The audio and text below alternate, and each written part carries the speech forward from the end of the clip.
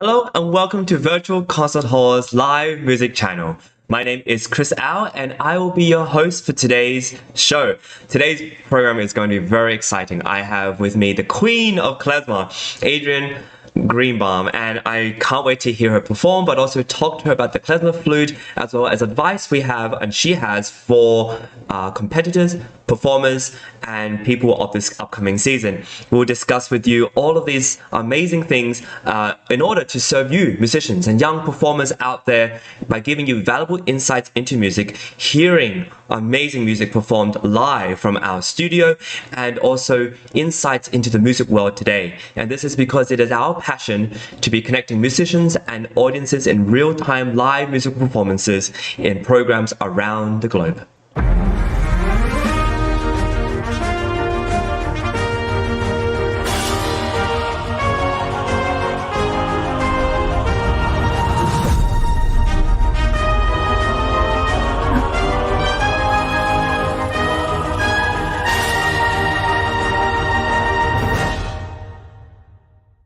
Hello and welcome to Virtual Concert Hall's live music channel. My name is Chris Au and I have a really great show for you today. I'm very excited about my guests, who I will talk about very soon. But first, I want to talk to you about our upcoming season. We have a really exciting season coming up all the way until July 2024, including 4 Carnegie Hall galas. We have 4 different orchestras, not just in the US, but all around the world, for performers, soloists to be a part of. We welcome all ensembles, duos, trios, as well as composers. We have a very special program for composers where young performers will perform your scores, your written compositions in Carnegie Hall live. So this is an incredible opportunity, and not only would it be performed there, you will also get a live performance recording of this piece that you have. So this is a really important privilege for all musicians out there,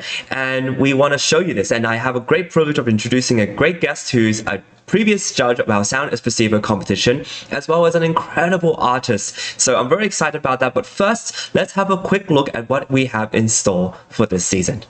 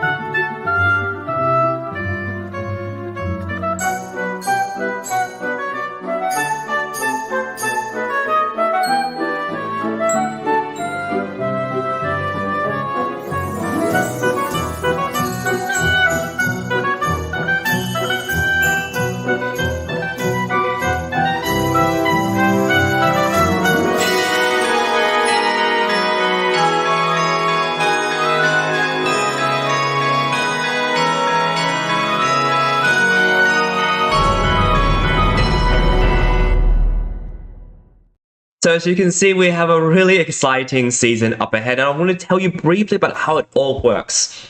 So you go to our website at soundespressivocompetition.com or progressivemusicians.com. You send in an application and we'll ask for a video.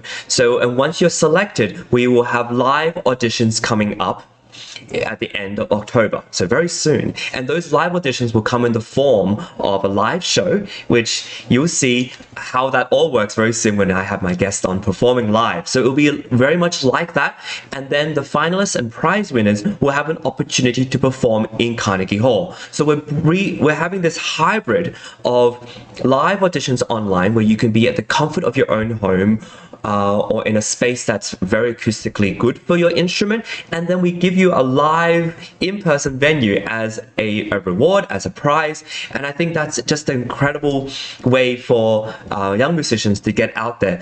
Leading up to the season, we have incredible interviews and shows on at 12 noon every single day, in order to not just promote us, but to promote amazing musicians like my guests coming up, who are just a part of this music world and have so much valuable insight to give. We have musicians, guest artists, judges, music promoters, all different parts of our organization to give you insight and to give you clues to discover your niche and your career.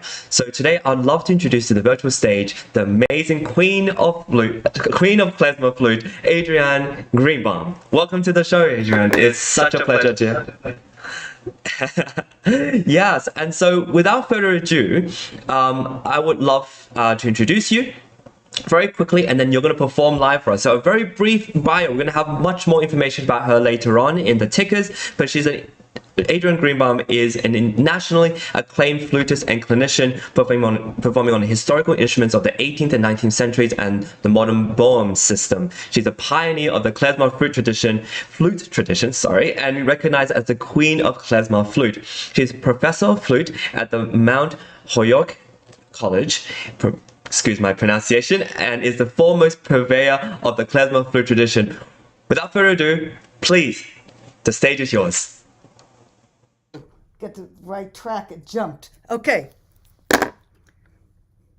Hello? Wait a minute. There we go.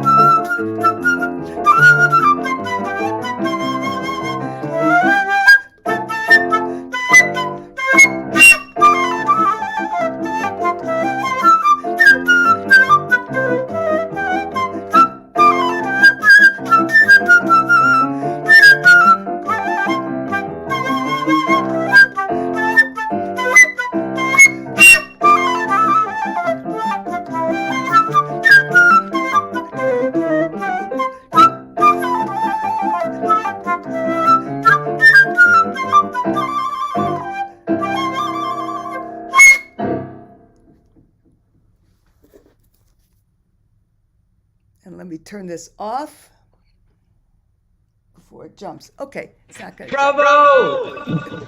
There's a quick story about this tune. This is composed by an ancient flute. He was written up in Time magazine for being quite the character. He was related to some very famous musicians, so that's why he got his article in there. But you can tell the character of this gentleman. His name is Fishberg, and he apparently was missing from the old age home that he was in, and they asked him, "Isaac, where have you been? It is like 2 a.m. What's the matter with you? We couldn't find you." He said, "Well, I found a wedding happening in New York, and I decided to go in and play with them." And the wedding in 4 hours. I know, he was 99 at the time, so Wow. there was a reason to be concerned. Mm-hmm. And he also came in with a bloody nose.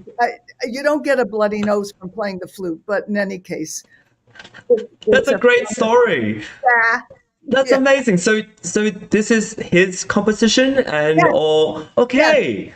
And It was only one found on, in the record. yeah. Um, Adrian, that was amazing. I love how fun it was. It felt like it was going faster and faster, very gradually as it went yeah, by. Is it true? well, Yeah. I'm the one who made the track, the backing track. Ah, I So see. I added a little personality in Of there. course, yeah. It just got more and more exciting as it went, and it was Yeah. just so much fun. Is there a name for this song? Is there a name for it? What did? Maybe I Yes. missed it. Yeah. No, the name of it is Remembering Old Times Ah. in Yiddish, but That's fantastic. Well, yeah, welcome to the show. Thank you so thank much for you. joining us. Is this, excuse me if I don't know enough, is this part of the klezmer repertoire that you're playing? Okay. I'm making it part of the klezmer repertoire. Ah, I see. It was recorded by an orchestra in Mm. the 1920s, maybe Oh. 1927, and that's the only record we have of it. Literally, record. Mm. What is it like to be in this klezmer world compared to the classical world? What are the people like, and what do you enjoy about this kind of community? Well, we've given ourselves permission, as they may have done in the Baroque period, but as not until jazz came along, I don't know. But in the folk world, you take a little more liberties, and so Okay. you understand that it can evolve.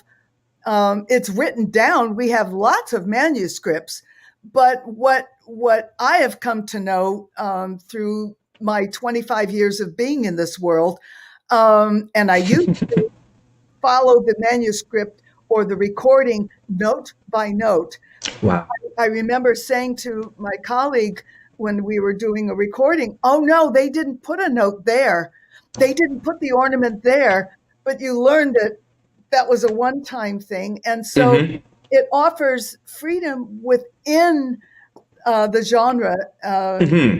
You have if you've been a promoter and I guess Pioneer? Yeah. pioneer, um, of a tradition, you understand that Yeah. you go with the traditions of the time, and Yeah. then understand that you can go left and right.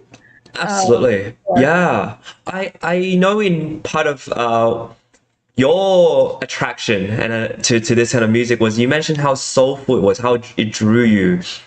Could you talk a little bit more about what's the soulfulness about it? Is it sort of well, the modes they use, the kind of melodies? What is it that really? yes, Yeah. yes, very very good, Chris. Go to the Ah, thank you. top of the class. Yeah, the modes do help. Um, we have the familiar, which is Mm. not officially klezmer. A familiar mode is called Fragish, and it Oh, goes like this. Well, I don't dare play, right? Or I can sing it. yeah, sure. Let me try playing it.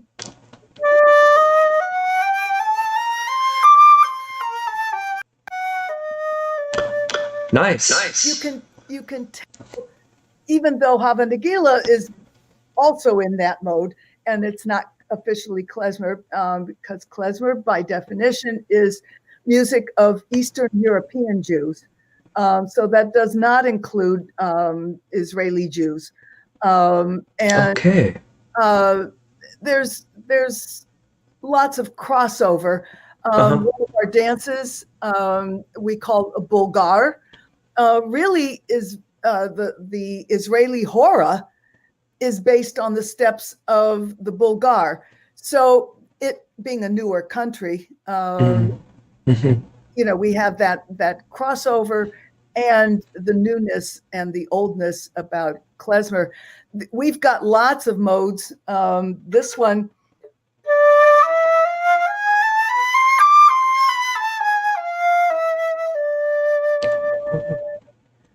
And so it's not to say that it's always only in slow, soulful pieces, but what people do sometimes think is that klezmer is always like the first piece that I played, upbeat and a little wild. And if you have a whole band playing, it can be wild. And I changed the mind of one rabbi in my life. I said, "Can I come and play klezmer at your synagogue?" He said, "Oh, no, it's wild music. I don't want that. And on a flute, you've got to be kidding me." And I just happened to see him at the airport, and I had my CDs with me, and I said, "Can I try changing your mind?" And he said, "If you want." I handed him a CD, and he wrote to me a month later. He said, "You have indeed changed my mind. I did not know that klezmer could be this way. I did not know of the flute's tradition in klezmer." And that's what, if I leave one element of my life in my capsule, I wanted to be that I brought music, klezmer music, back to the flute. It was kind of kicked out of the band as things evolve. Sure, yeah. Sound-wise, we couldn't keep up with the sound capabilities. Yeah. Although there were bands that had 3 flutes in them. But if you see old photos, you get to see us. Right. Flute. And that flute is a different flute. Get the whole thing in there. It's a different. Oh, okay, yeah. And looks more like when I picked this up in a band, and people think I'm playing a clarinet. Sound like one. Not quite, yeah. Yeah, the fingering of the old klezmer flute is more like the clarinet. It's based on the same system, the Albert system. It's also called the simple system. I was just wanting to ask you about, speaking about, the old klezmer tradition. You were back in Paris this summer, well, maybe a little bit before the summer, and I'd love for you to tell us a bit about your time there and what it was like to work with people in Europe, where you might get people who just have listened to this music all their lives. Or I'm not sure. What was that time like for you? I guess I was surprised at those. They have a fantastic Jewish Yiddish museum, and their library is quite filled. They have klezmer musicians over there, only numbering a few in comparison to New York. My class was filled with flutists, because I held it only for flutists, who had experienced some klezmer on the flute through a wonderful musician who leads an amateur band. Oh my God, the name just, Tamar, it'll come, Martha, Tamar, I'll apologize to her later. We'll look it up later. We'll do some research. Yeah. Brilliant herself. And wow. Okay. She brought her students to the class, and they learned, certainly things that they had no idea about. I'm curious to know. Sorry, yeah, just curious to know what kind of things are you teaching? Because in my mind, there's like flute master classes of the classical tradition where you talk about technique and maybe the style, maybe the certain things. What are you working on in terms of the klezmer flute and that tradition? One big difference is that the vibrato that we use in modern flute playing is not as prominent in klezmer, either you notice that the few klezmer flute recordings that we have, the solo ones, eliminate the vibrato altogether, or it is so Oh. but it's more like I'm going to take a chance again here. It's that shimmering kind of vibrato that we criticize, that we have this nanny goat vibrato that's possible in some modern players, and oh no, we don't do that. But it's only because vibrato has evolved. So in the early 20th century, we have our very famous New York Philharmonic principal flutist John Woomer, and he was known for his nanny goat vibrato. And no one I mean, after all, he was principal flute of the New York Philharmonic. So now when a student comes along and does that kind of vibrato, we go, no. And either that or no, or go back 100 years and you'll be happier. And so I think what I also teach every student, you own your vibrato, be able to take it out, be able to use it as it was in the Baroque period. It was actually a finger kind of thing in the Baroque period. So it was used as an ornament rather than a pervasive. And, you know, the violinists know that once the Romantic period really got going, and so did the hand. And so you wouldn't dare use vibrato sparingly. It's used all the time. And if the young students stay with it long enough, they'll find out that someone will enjoy their vibrato as it is, or try to change it, just like bow arms and that kind of thing. So your understanding, or when you listen to flutists play, whether in the klezmer tradition or otherwise, a lot of the time you're listening to how their unique vibrato, perhaps. Yeah, and going on, we have our own kind of ornaments, which are actually based in the Baroque tradition. So we have a lot of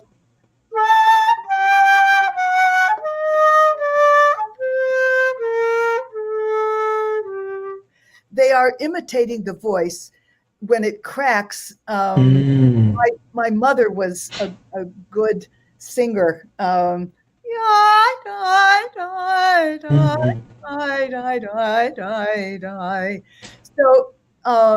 I was able and thrilled to share that with them. That was with the Paris flutists.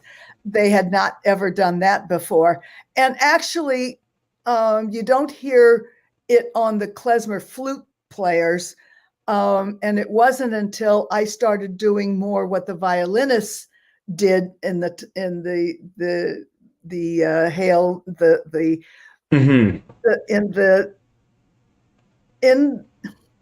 in a band, or in a way, and they have so many more recordings. And also we have a researcher of the 1930s who brought out you must play with the cracks in the voice. And he really was focusing on the violin players, but I am making sure that I do that too. And that is all helps with that soulful quality. And I did put them in the Fishberg. When you look at manuscripts, although Fishberg wasn't a manuscript, you feel free to either notice that there's a written in ornament, or you know that it's typical to put one in. And so we worked on that kind of thing, because the ornaments are very important, whether you're slow or fast. What's the difference? Like, why does ornaments matter so much to you? And also, is it because, again, like our topic today is about this, one of your quotes, which is "the flute is my voice." And do you find it's just because of the way we sing? There are little ornaments or little shakes, and that's what makes it very expressive. Yeah, in klezmer, absolutely. And it's incorporated, almost hidden in the fast, but they're there. Just about everything that you hear in Baroque music, can you imagine?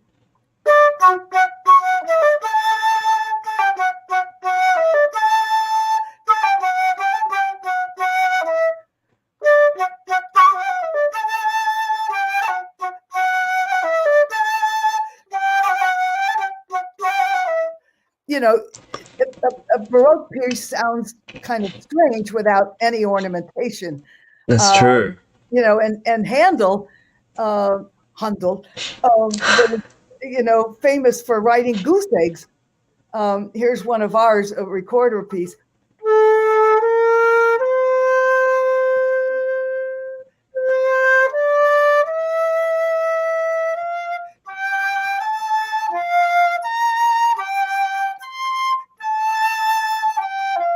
Well, nobody would have played it just blandly like that. Yeah. Practice to do it. And so I imagine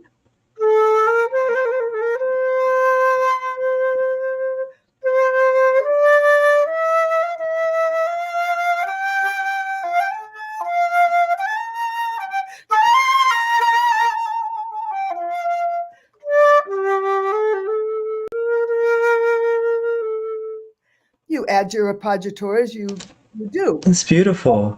You're floating. There's more phrasing and there's loads more nuance when you have these. Well, and maybe it's because, we should learn to play without adding the ornaments, do your nuances. But I think it's all together. I can't. Absolutely. Yeah. Even let's go a little further into Mozart's time. If he were to, be an invited, guest child, and they said, Mozart, go ahead, Wolfie, go ahead and sit down and play something. If he were to do, bum bum bum bum bum bum, that's nice, Wolfie. Is there anything else you can do? Yeah.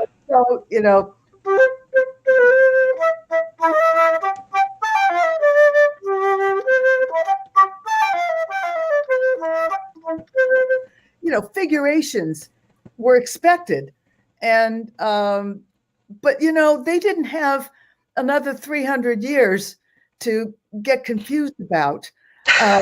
So everybody was taught. You read your treatises. Everybody knew. And if they didn't, read your treatise, and Quantz tells you how to ornament, and not to do blank notes. And so I've been a traditionalist since day one of going into Oberlin, where I went to college, and we always played our pieces according to tradition. And I started my traverso, which is what the Baroque flute.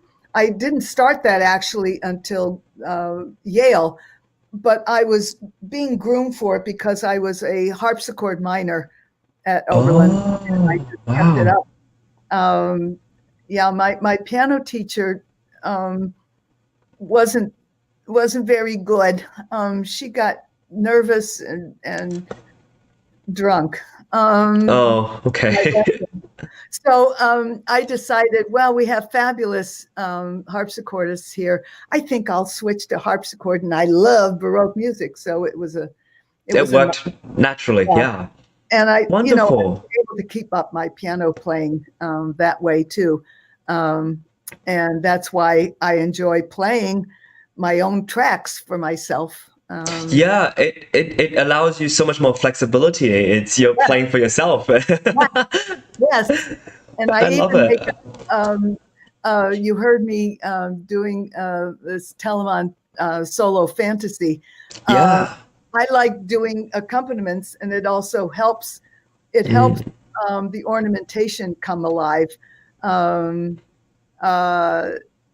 and Wow. there's so much that I also teach my more interested and talented students some piano keyboard background, especially if they come in with nothing.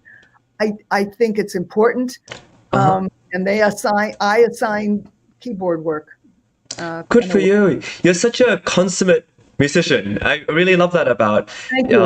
not just your training, but your exploration. It's really fascinating because it's not purely so specialized. And I find that this variety allows you to explore, have fun, meet a bunch of different people. And so I Yeah. guess we're going to have you thankfully perform to end our show. But before that, I'd love to ask your sort of advice. Yeah. You are a great pedagogue as well, and you produce an amazing students, including Sadie Goodman, who performed and won a prize on our show ages ago in a competition 2 years ago.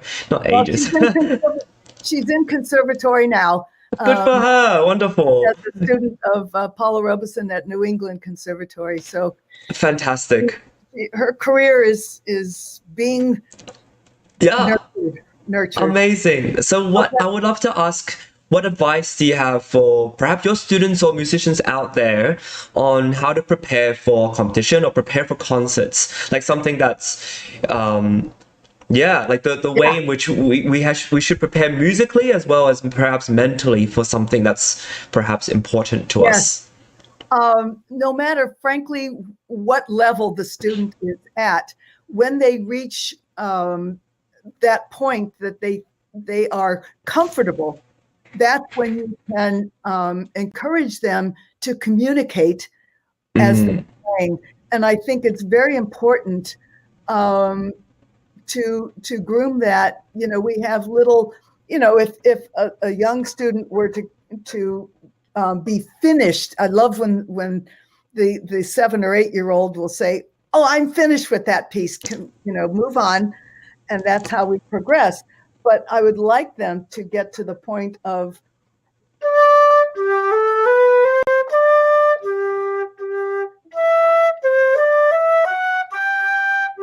communicating.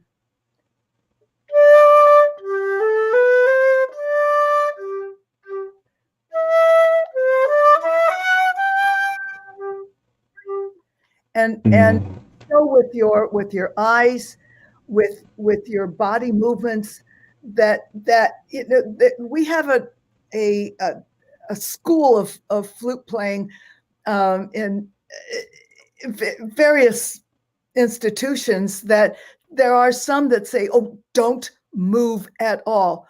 Well, that's telling me that if I want to express something, that if I say, "I want you to be home today by midnight," well, I'm not going to get that from that.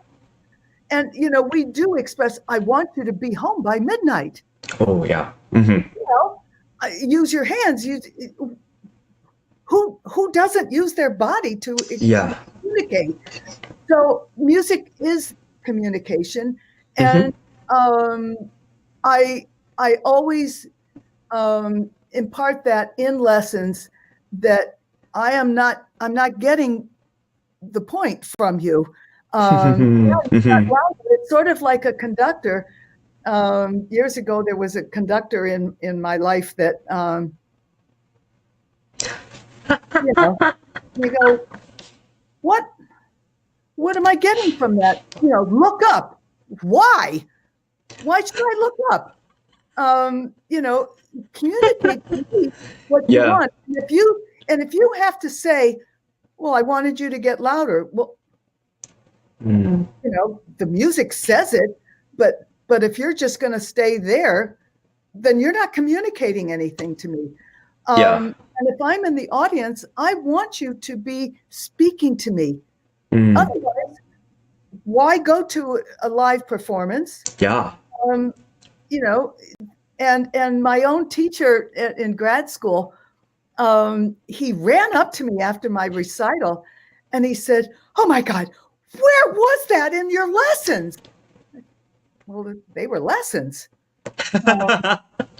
I was just, seeing Yeah. if I was right or wrong. And Yeah. so, he didn't inspire me, and I wasn't inspired to communicate anything. Yeah. Yeah. Nobody told me, but when I was performing, I was communicating and having a damn good time. And that's, I love that. That's you know, excellent advice. It's underrated because a lot of people talk about how to prepare and certain methods and strategies, but I love this idea of just communicate.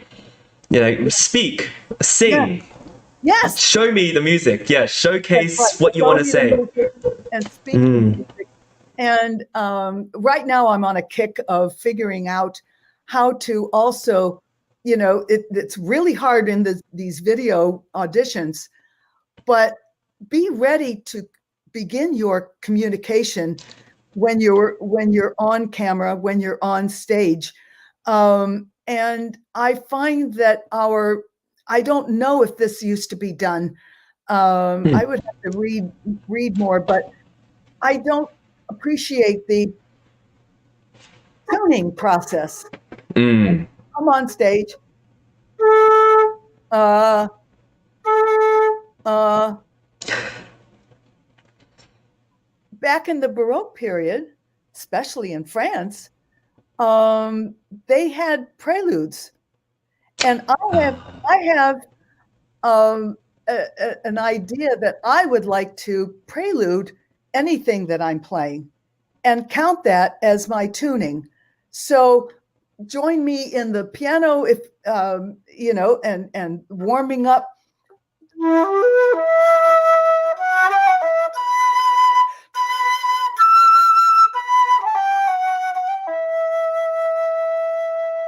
Okay, now I'm in tune.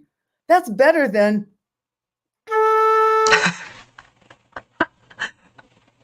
Thank you for that. Then it's the idea that it's once you're on stage or on camera, the show is starting. As soon as, right? Yeah. The show has started, just like Yeah. pictures at an exhibition. I had a conductor say to us, at the end of this one piece, you hear, "Ba-da-ba-da." Well, that wasn't part of the piece. That was the visitor at the museum looking at the next, Mm, mm-hmm. oh, look what's coming. Oh, there's another piece. And he said, the when we look at art, is it within, that block, or as soon as you approach? So as soon as you get on stage, you are the artist. You are playing your art. You are displaying your art. Yeah. So just as in a museum, you don't want to just come upon it. You're in the environment already. I love that. Yeah. I That's don't know. fantastic. Really, like it's beyond advice. It's sort of like something for all of us to think about constantly and be on our peripheral. And with that, Yeah. speaking of the show, we're coming to the end of our time, and I would love for you to end our show with some music, and then we'll talk about upcoming season. And thank you for your time. Yeah, take it away. Thank you for allowing me to play at the end here. We are in the middle of not middle at the onset of a war in Israel, and this is one of Israel's most famous pieces, and I would just like to play it in their safety.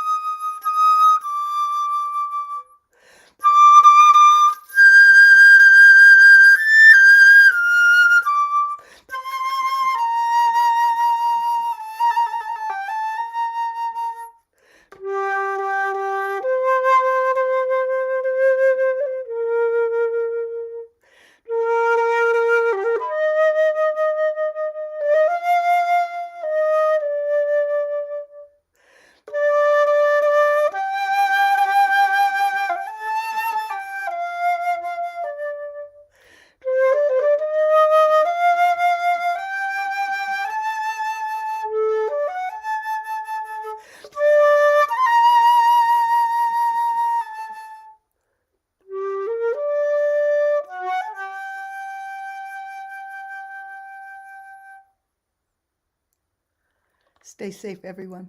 And thank you for having me. Thank you, Adrianne. Wow. With that, it's such a pleasure to have you. We're gonna spend some time to talk about upcoming season, but we also really appreciate your time and your advice and your beautiful music. It was really touching. Thank you. Thank you, Adrianne.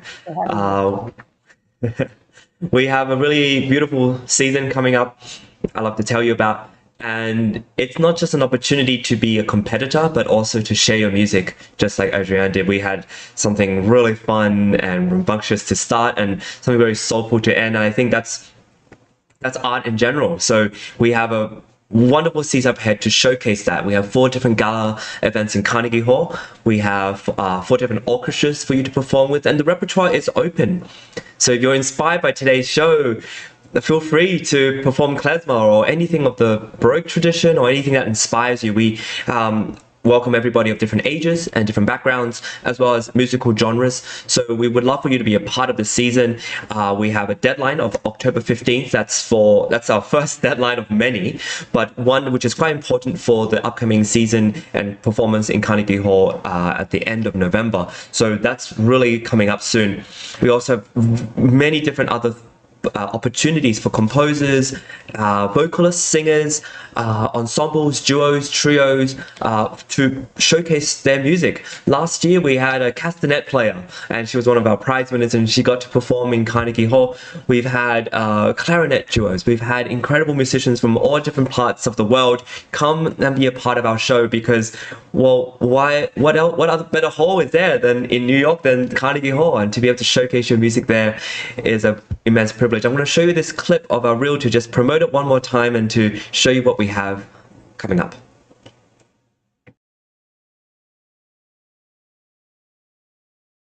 Hey, check this out. I know you have always dreamed of performing in Carnegie Hall, so I think this 2023 to 2024 season at Sound Espressivo will be perfect for you. As a platform, we host live online auditions so you can share your music with the entire world. Then we send you to incredible in-person venues like Carnegie Hall so you can perform solo, as a duo, as an ensemble, and with orchestra. This year we have a total of 4 gala events at Carnegie Hall, as well as 4 different opportunities to perform with orchestras in the US, in the Czech Republic, and even in Egypt. We want to help you fulfill your musical dreams. Go to soundespressivocompetition.com to check out our season and to apply.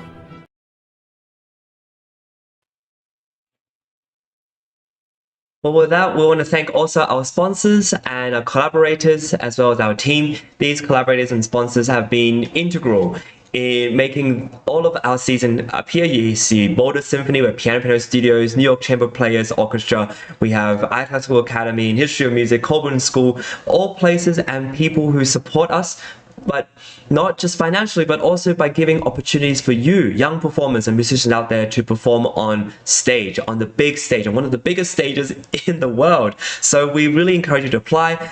Upcoming deadline is October 15th. Go to soundespressivocompetition.com or progressivemusicians.com. This was incredible. I'm going to bring Adrianne back onto the stage to say thank you and bye. We also want to give a hand to our team before we say that. And this team is in charge of so many things in the back end, making this season work out. But these are all musicians. This team is made out of all musicians who play incredible chamber music with the tech and with our other guest artists and hosts like yourself, Adrianne. And I'm really proud to be a part of this. Thank you so much, Adrianne, for your time. I was so inspired and you were so generous with your advice and your stories. Thank you. My pleasure. And well, we'll see you next time. We have a show at 12 noon every single day. And until next time, take care. See you all.